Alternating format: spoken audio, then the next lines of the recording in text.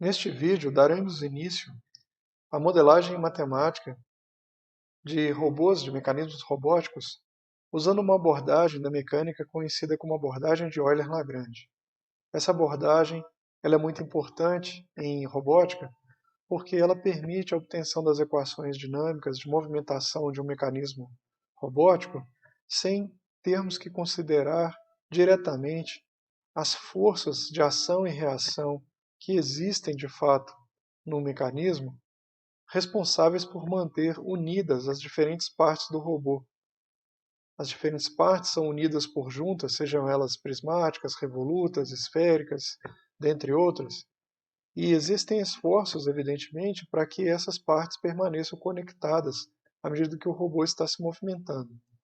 O nosso objetivo é não considerar essas forças internas de ação e reação de uma parte sobre a outra, e ainda assim conseguirmos descrever a movimentação considerando apenas forças e torques externos. Essa é que é a principal vantagem da abordagem de Euler-Lagrange. Para a gente estudar esse assunto, nós vamos definir alguns conceitos importantes, fundamentais, dentro dessa área da mecânica, também conhecida como mecânica analítica. E neste vídeo nós vamos falar sobre deslocamento virtual. Para estudar esse assunto em mais profundidade, eu recomendo que seja consultado pelo menos esses dois livros aqui, rigorosamente o primeiro, que é o livro que nós estamos usando como livro de referência, é o livro Robot Modeling and Control, de Spong, Hutchinson e Vidyasagar, particularmente o capítulo 7, onde essa modelagem dinâmica baseada na abordagem de Euler-Lagrange é apresentada. Quem quiser conhecer mais sobre esse fascinante assunto que é a mecânica analítica, muito importante para a física, porque muitas vezes usado em contextos muito mais amplos, por exemplo, em conjunto com a teoria geral da relatividade e no âmbito de cálculo variacional, a gente também encontra isso até mesmo na mecânica quântica, na formulação hamiltoniana da mecânica. Quem tiver mais interesse pode consultar um excelente livro, um livro clássico de mecânica analítica, que é o livro de Cornelius Lanczos, Princípios Variacionais da Mecânica. É um livro muito bom. Eu recomendo fortemente também as aulas do professor Nivaldo Lemos, do Departamento de Física da Universidade Federal Fluminense. Essas aulas estão disponíveis no YouTube e são excelentes. O professor Nivaldo Lemos é também autor de um livro sobre mecânica analítica, um livro muito bom. Para tornarmos esse vídeo mais didático, nós vamos contextualizar os conceitos que veremos neste mecanismo robótico mostrado aqui nessa figura. Esse mecanismo robótico ele é composto apenas de duas partes que se movimentam entre si.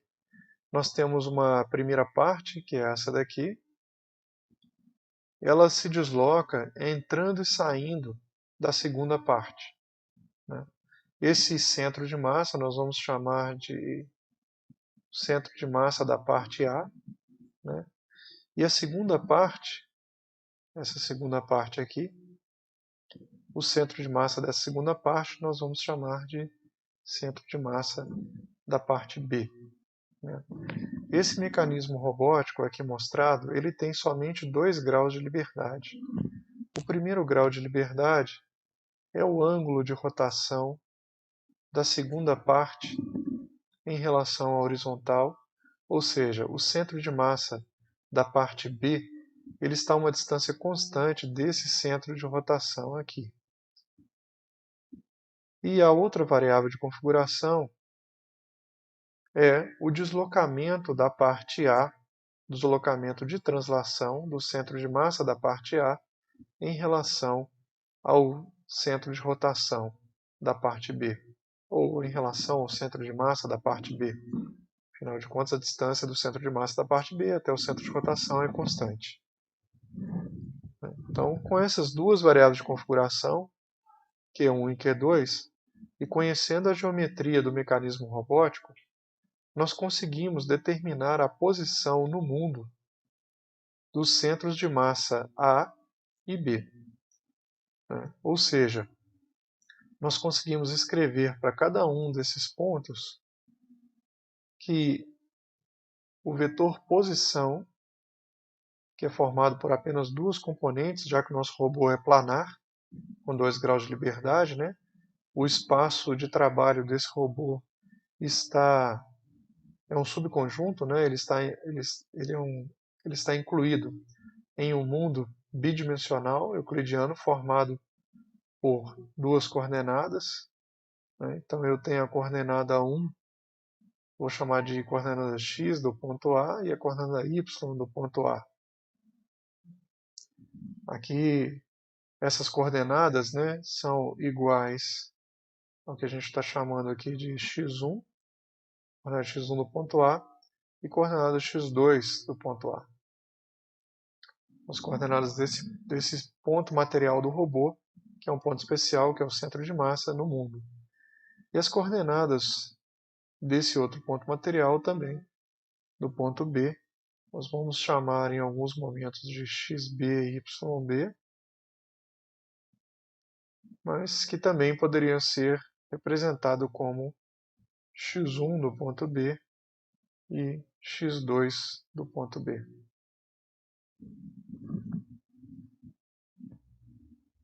Uma coisa muito importante em todo o nosso desenvolvimento é assumirmos que existe um referencial inercial, que é esse que está mostrado aqui na figura. Ele não necessariamente coincide com algum ponto material do robô, da mesma maneira como vimos nos outros vídeos. Ele é simplesmente um referencial inercial em relação ao qual nós vamos descrever a posição dos pontos materiais, e os pontos materiais que nos interessarão sobremaneira são os centros de massa das partes componentes do robô, como nós já falamos. Mas o que é importante aqui é lembrar que precisamos considerar um referencial inercial para sermos capazes de escrever as expressões da energia e do trabalho realizados sobre as partes do robô pelas forças e torques externos.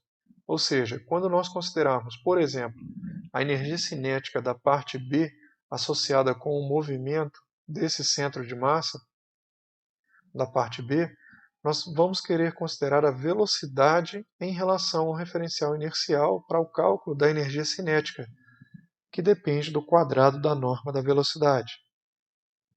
Quando nós quisermos calcular a energia potencial, que é uma outra coisa que nós vamos fazer, relacionada ao centro de massa da parte A, ou seja, essa energia potencial gravitacional vai estar relacionada com a altura desse centro de massa em relação a alguma referência, essa nossa referência será a origem desse referencial inercial.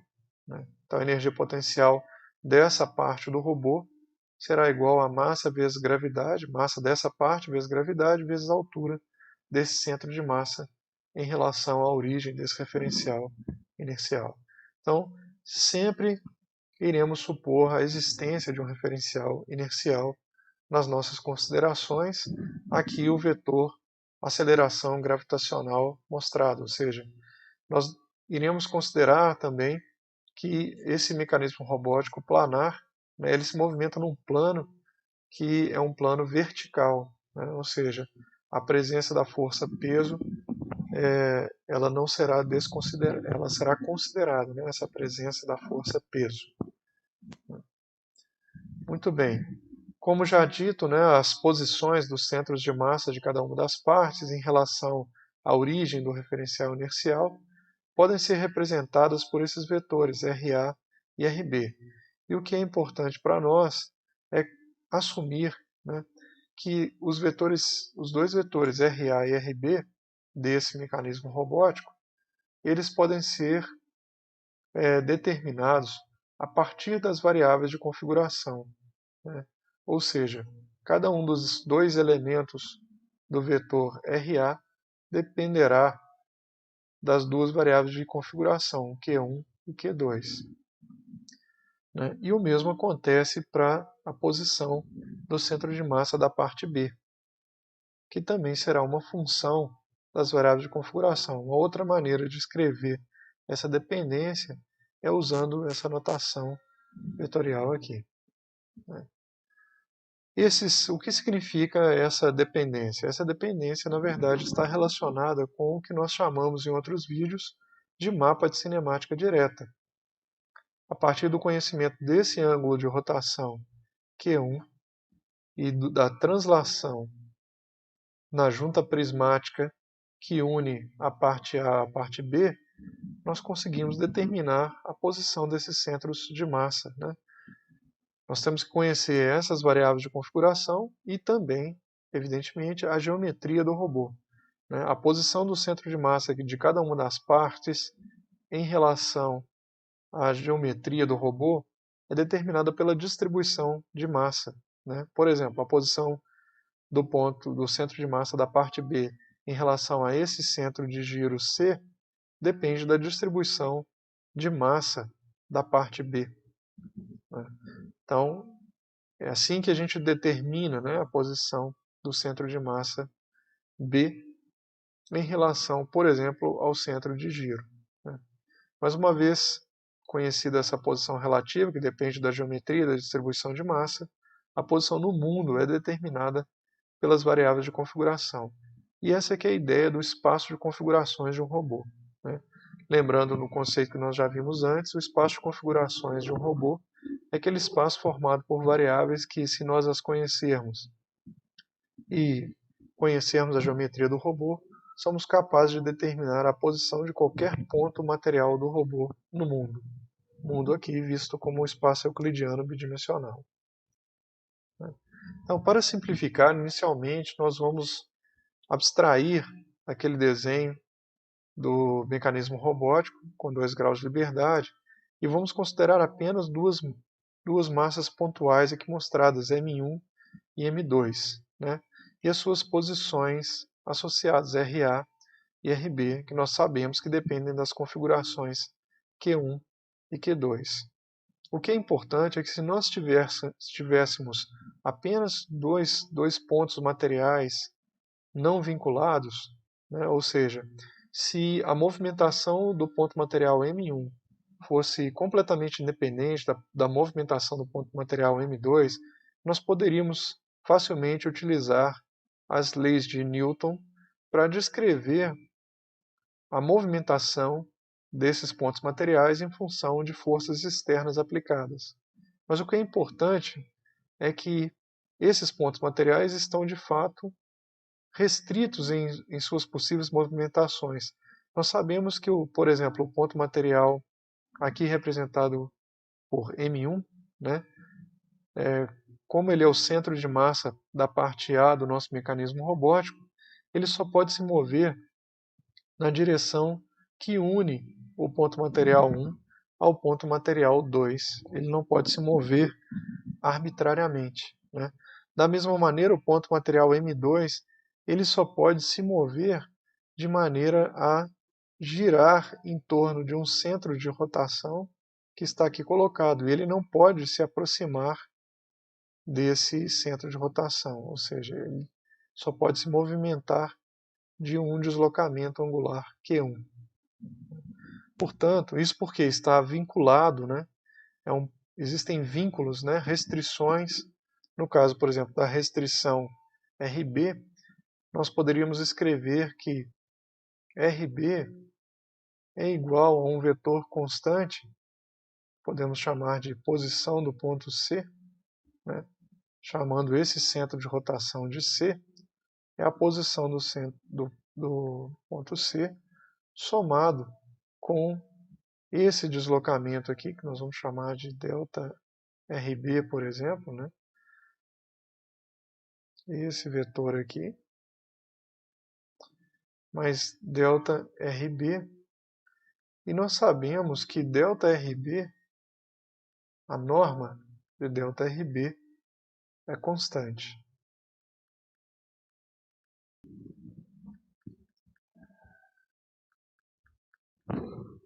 Então, como já dito, né, esses vetores eles podem ser descritos a partir das variáveis de configuração, considerando os mapas de cinemática direta associados correspondentes.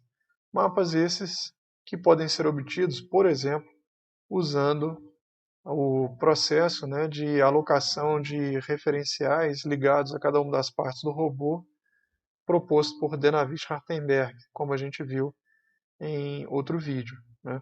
Então, uma vez que a gente tenha colocado os referenciais, a gente consegue obter as matrizes homogêneas, né, que dependem das variáveis de configuração, como vimos no outro vídeo, e a partir das matrizes homogêneas nós conseguimos escrever os mapas de cinemática direta correspondentes. Esses mapas de cinemática direta são mapas, aqui, no caso desse mecanismo robótico em particular, que são mapeamentos, né? Localmente são mapeamentos de R2 em R2, né? Ambos os mapas, mas dois mapas distintos. Isso porque precisamos considerar um mapa de cinemática direta para cada um dos centros de massa de cada uma das partes do robô, né? Por que eu disse que localmente esses mapas de cinemática direta são mapas de R2 em R2? Bom, o nosso espaço de trabalho é um subconjunto do espaço euclidiano bidimensional. Então, realmente é um mapeamento onde a imagem está em R2. Agora, o conjunto domínio desse mapeamento aqui foi chamado de R2. Entretanto, a nossa variável Q1 é um deslocamento angular e a nossa variável Q2 é um deslocamento de translação. Então, mais rigorosamente falando, o nosso espaço de configurações, então isso aqui pertence a um espaço de configurações, esse espaço de configurações, ele é o produto cartesiano, na verdade, de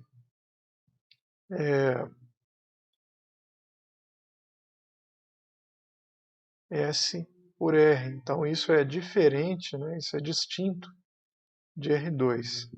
S aqui representa um,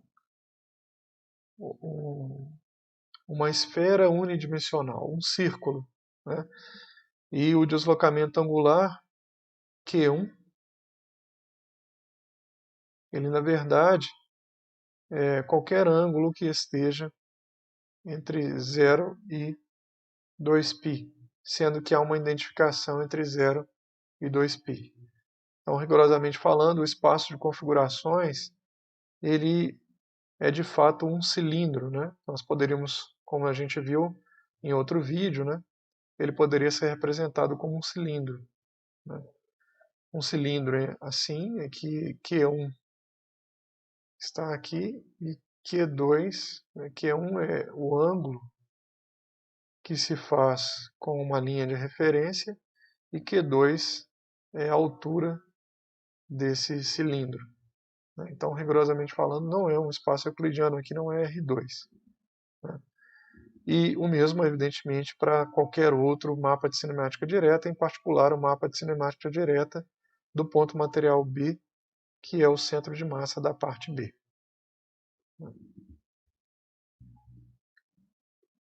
Muito bem. O primeiro conceito que nós vamos ver na mecânica lagrangiana, e que é muito importante, é o conceito de deslocamentos virtuais, né? O que são esses deslocamentos virtuais? A ideia é que os pontos materiais 1 e 2, né, que têm posições RA e RB, como já dito, eles são vinculados, eles não podem se mover independentemente. RA, tanto RA quanto RB, a posição de qualquer outro ponto material do robô, depende das variáveis de configuração. Então, as variáveis que são realmente livres são as variáveis Q1 e Q2. O uso das variáveis de configuração nos permite não considerar os vínculos diretamente. Nós podemos, ao invés de usar as posições no mundo, usar as variáveis de configuração. E essa é a essência da, da mecânica lagrangiana, a essência do que nos permite ficarmos livres da consideração direta de forças de ação e reação associados aos vínculos que mantêm as várias partes do robô unidas, né? Então veja que se a gente imagina que há uma pequena variação na posição no mundo do ponto material, essa variação da posição no mundo desse ponto material pode ser escrita dessa maneira. É uma variação que depende das variações nas variáveis de configuração. Toda variação desse tipo nós vamos chamar de deslocamento virtual, né? Por que deslocamento virtual? Porque são deslocamentos que são permitidos, né? Se houver um deslocamento que pode ser escrito dessa forma aqui, do lado direito, ou seja, ele acontece devido a variações nas variáveis de configuração, é um deslocamento permitido, consistente com os vínculos, consistente com as restrições cinemáticas do mecanismo subjacente, né? Ele é chamado de virtual porque não necessariamente ele ocorrerá. É como se nós estivéssemos levantando quais são as possibilidades de variação da posição em relação ao referencial inercial de pontos materiais no robô. Ou seja, quais são as possibilidades? Não necessariamente aquele deslocamento vai acontecer. Mas o que realmente importa é que essa possibilidade de variação depende, evidentemente, né, as únicas possibilidades de variação dependem das variações das variáveis de configuração. Só assim a gente consegue considerar implicitamente os vínculos, né, as restrições associadas ao fato de que as partes estão todas interligadas de um mecanismo robótico. Embora ΔRA e ΔRB não sejam arbitrários, porque dependem das restrições, ΔQ1 e ΔQ2 são sim arbitrários. As variações das variáveis de configuração do mecanismo são arbitrárias. Uma coisa que nós vamos usar frequentemente, né, são as matrizes jacobianas dos mapas de cinemática direta. Ou seja, né, se no caso geral, vamos imaginar um caso geral de um robô cujo mundo está no espaço tridimensional. O mundo é o espaço tridimensional, o espaço de trabalho está contido no espaço tridimensional. Nesse caso, a posição de um dado ponto material do robô vai ser formada por três componentes, XA, YA e ZA, por exemplo, né? A posição em relação ao referencial inercial. Só que nós sabemos que, de fato, essa posição será uma função das variáveis de configuração do robô. Então, se esse robô tiver n graus de liberdade, né, a posição de um ponto material qualquer vai depender das n variáveis de configuração, né? Isso significa que cada um dos componentes do vetor posição é uma função de n variáveis. Se nós escrevermos, né, essas derivadas, a matriz jacobiana correspondente a esse mapeamento vetorial, essa matriz ela seria formada por elementos assim: a derivada parcial da primeira componente, vamos chamar de componente x, em relação à primeira variável de configuração, a derivada parcial da primeira componente do vetor posição em relação à segunda variável de configuração, e assim por diante, até a derivada parcial da primeira componente do mapa de cinemática direta em relação à enésima variável de configuração. Depois nós teríamos uma outra linha, que é a linha associada à componente y, né, para essa matriz jacobiana. Portanto, as matrizes jacobianas associadas aos mapas de cinemática direta de cada um dos pontos materiais são matrizes que são chamadas de muitas vezes de fat matrices, né, em inglês, ou seja, matrizes gordas, no sentido de que a gente tem um número de linhas menor do que o número de colunas, né? As dimensões dessas matrizes, se nós tivermos n variáveis de configuração, vão ser 3 linhas por n colunas, certo? No nosso caso, no caso 3 por n, quando nós temos, né, um mundo que é um espaço euclidiano tridimensional, né, com seu espaço de trabalho contido nele. Nesse exemplo, vejam que nesse exemplo, o nosso mundo é um espaço euclidiano bidimensional, né, e nós temos n igual a duas variáveis de configuração.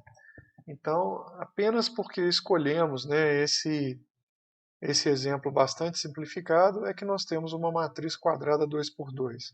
Mas, em geral, as matrizes jacobianas, né, pensando em mecanismos que se movimentam no espaço euclidiano tridimensional, são matrizes 3 por n, onde n é igual ao número de graus de liberdade do robô, né, um número de variáveis de configuração.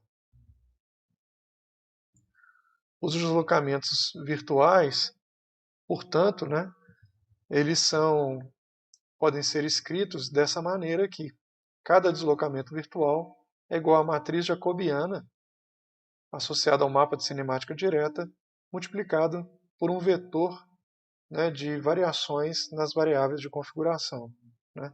Se nós multiplicarmos essa matriz aqui pelo vetor de variações nas configurações, né, delta Q1, delta Q2 até delta Qn, nós vamos obter, né, uma variação de posição, cada um dos componentes da variação do deslocamento virtual do centro de massa da parte A, né, para esse caso aqui.